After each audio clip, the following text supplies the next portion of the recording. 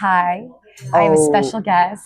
This is a totally not what you would expect Katie Phang News Channel moment, but I am able to spend a special weekend with one of my best friends, Eugene Carroll, who I know you all love. So I figured if we're together, we might as well hang out. I will apologize for some of the ambient noise already, but we just wanted to hang out a little bit and I wanted to be able to share some time with you. So Eugene Carroll, say hi to everybody. Well, I'm so happy to be here. And you should see how cute Katie looks in her little workout clothes. She has got one of the great bodies. Oh, gosh. Trust me.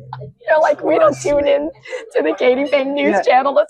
That's why we need that kind of news. Well, that's a headline. But you know, so it's funny because one of the things I wanted to ask you about, Eugene, was this. What are the chances of us getting you back to an Ask Eugene? I mean, I know we have one with Substack in your newsletter, but like, I want us to get like back to the things that for a lot of us matter, like the real advice that you would like give. There's existential crises all the time. It's important, but we need to get to the real shit. Like, I need to know like what to do with my life, Eugene. I have spent, I did 27 years writing the advice column. I know, and it's been great advice. Thank you. I go back and I look at that. Yeah, for good things. Every once in a while, I go back and I look at those old columns, and I think, that stinks. That's the worst advice I've ever heard. But it was relevant advice at the time, though, wasn't it, though? Well, see, yeah. If you're from outer space and you land on Earth and you have no idea how humans operate, just read an advice column, because it's the passion, the hatred, the love, the curiosity of what people's purpose in life is. It's all right there, not in the headlines. It's in the advice columns. It's really okay. So I want to ask Eugene, how is it possible that you are indefatigable? You have been through the ringer, my friend, in so many different ways. Number one, I do uplift you as you're the only one so far who has kicked the ever-living shit out of the orange turd. Number one. Twice. And we do have to honor our lovely friend, Robbie Kaplan, for being one of like the true warriors of justice. Yes. But my ask, Eugene, is this. How do you keep this level of just perseverance? Because it really is tough some days to get up, put just your two freaking feet through your pant legs and just keep going. This is a private joke with Katie because she calls me at 11 o'clock this morning and says, what are you doing? I am just dragging my withered carcass out of bed. Then I crawl. If that's withered carcass, it's looking pretty good there, my friend. Here's your question. You know what? I am on this earth to grab the joy as it's happening. I am loving my life. I see life as a comedy. I understand a lot of bad stuff is going on right now. But I see it as, this is going to sound strange, all working out. All working out. And a lot of it is very funny, Katie. A lot of it is very funny. So you're finding the humor then? Yeah. Is it the humor that I'm supposed to be finding? When you say joy, you're sucking the joy. I'm sucking the joy out of this, I'll tell you right now. Of course you are. I'm saying, yes, there's a lot of thickness, darkness, hideosity going on. Is that a word? Hideosity? I like it. I think we just like. I think I like it. But if we do not despair, if we grab the joy, if we enjoy just this minute, because our eggs are arriving. Your poached eggs. And I am going to love this minute. I'm going to love this minute. I'll go back to worrying what's going on. I will go back to taking action. Do you ever worry? I don't worry a lot. And how are you doing this? Are you compartmentalizing? Like, how are you doing this? Because I worry all the time. I'm aware. That's why I get all the gray hair. I worry all the time. No, I'm aware of what's going on. That's why I have to wear the reading glasses to see you people. Seriously, like, do you worry? I worry not so much. It doesn't do any good to worry. What I like to do is to take action. If something's going on I don't like, I take action. I always feel better when I take action. You going to do something on No King's Day, October 18th? No, I'm doing something right now with the paper clips. Yes, we're not going to, no spoilers, but there are plans. There is plotting that is going on. Major. We have been plotting all weekend, and we have plans. But October 18th is coming up. I'm doing something on October 18th, No King's Day 2.0. I have half jokingly, half seriously, though, told my husband the bail bondsman information to have to call to bail my ass out of jail. Good, Katie. But I do feel like there is some fear, though, right now, Eugene, that people don't know what to expect if they stand up and they speak out. And you've shown that you can go toe to toe with not only the asshole, but really his loyalists and all of his dumb people that have come after you. Like, you've been brave. But Katie, we run more of a risk not doing anything. That's where the terrible risk is, not doing anything. You're not running a risk by showing up for No Kings. That is taking action. That is doing something.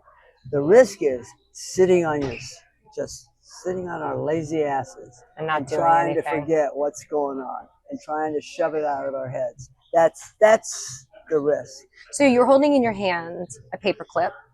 Explain to everybody why the paperclip has so much significance in meeting. You see this? It holds people together. It can undo handcuffs. Yeah, pick some locks. It can gotta take that to No King's Day, apparently. You straighten it out, and it can kill a guy. Oh yeah, you can weaponize it. Yes. This is good. You can change your electronics with it. But mainly, this is a symbol of holding things together. Mm-hmm. It was used in World War II to show resistance to the Nazis. The people in Norway who couldn't stand that the Nazis had marched in and took over started wearing paper clips. Nazis so it originated in Norway. Yeah, and guess who won? So it symbolizes resistance, and what we have no signal to show each other we're resisting Trump. How do we know? How do I know you're resisting? Well, I know you, but how do we know the people that we're seeing?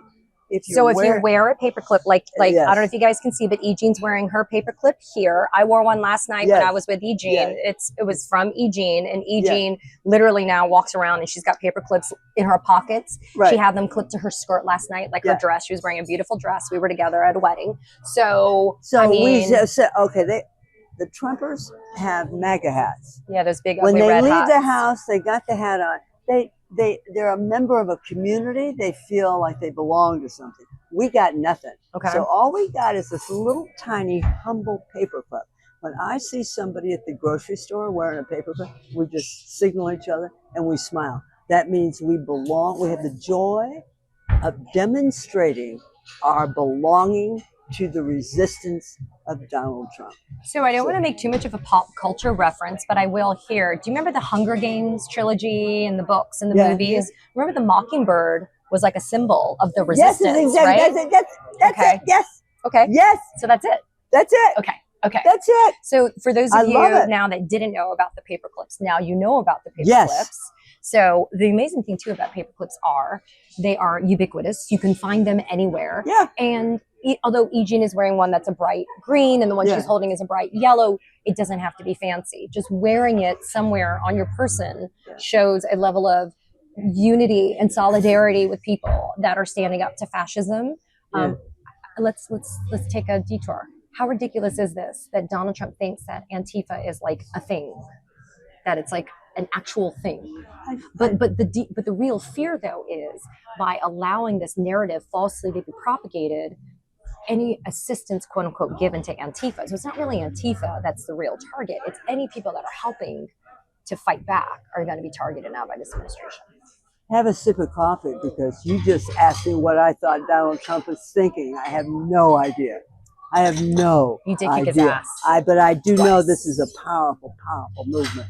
This could be a powerful. So you just said something I thought was kind of interesting then. So maybe we're expending too much energy focusing on trying to figure out and discern what those assholes on the other Yeah. side are thinking. Yeah. And maybe we should stop spending that much time and energy, and maybe we should focus our energy on us and what we're doing. That's it. No, Amen, that's sister. it. That's it. We've got to stop thinking about what he's thinking about. He's the most powerful man in the world. Even though he's the dumbest, incompetent bully in the world. I disagree. I think he's very smart. See, I am welcoming the criticism on this. It's been like a big, no, I'm a big girl. So it's been a big bone of contention. I just don't think he's book smart. I don't think he's street smart. Ruth Ben-Ghiat has corrected me. She says that he has perfected, though, the dictator art. Why do you think he's smart? Because he became president of the United States twice. You cannot be stupid and become president of the United States after going bankrupt 6 times. It's an impossible thing. But is it him or is it the people around him? Well, that's Mary Trump's theory. Mary Trump's theory is he is a myth. It's basically an empty sort of guy, but surrounded by people that are so powerful because they believe in the myth of him. He's become almost like a religion. This is not me. This is cult. Mary. It's a cult. Yeah.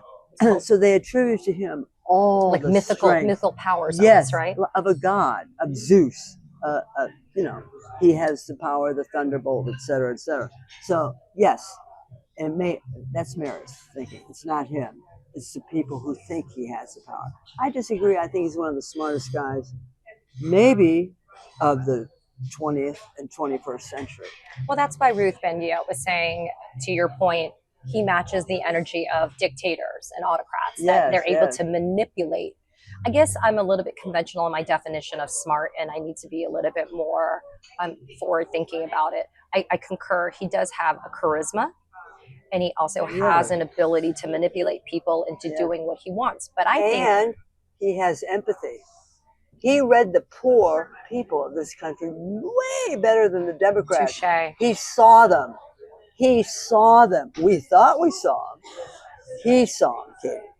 Because they felt disaffected, unheard, unseen. But here's the thing that I struggle though. They are primarily the people that are being impacted the worst though by the Republican policies though. Yes. So we need to lead them down the path.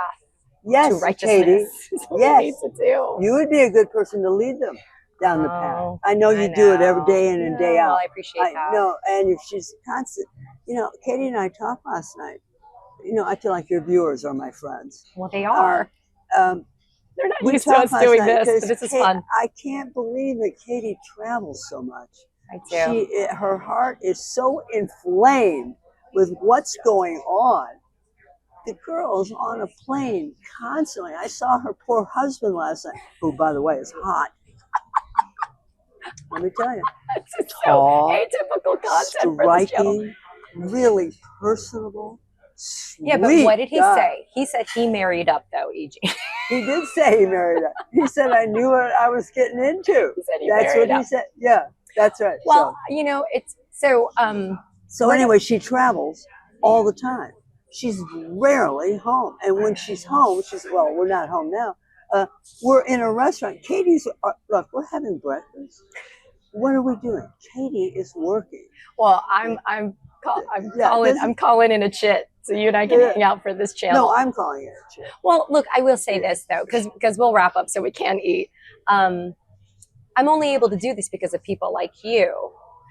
I've explained this here and on Substack and other places. My circle has gotten smaller and smaller. Yes. No, tell me about this. This is fascinating. Because I feel like we have to protect ourselves. Like there's a certain measure of self-preservation that has to happen. And in order to protect myself so I can have the bandwidth to go and travel and to fight and to be who I am, I need to be more cautious about where I'm expending my energy. And so people like you and Mary and Joyce give me, and Ellen and others, give me the energy, and my husband and my family give me this energy, and the people that tune in to believe not only in what I'm doing, but to also make me feel like I'm directly rewarded for putting in all of the effort. Because you began open,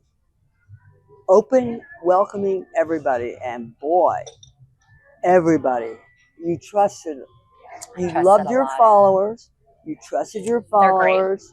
They're and always great. some of that did not turn out well.